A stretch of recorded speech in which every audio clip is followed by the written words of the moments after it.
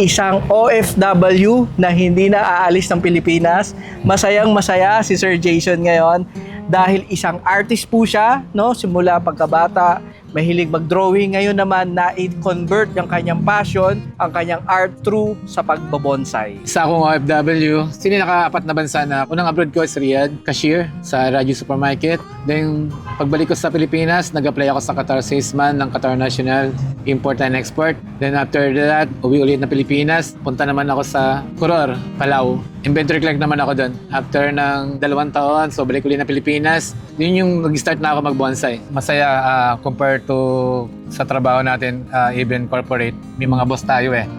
Dito, nagagawa natin yung mga gusto natin. Hobby mo to, parang naglalaro ka lang. Kumikita ka pa.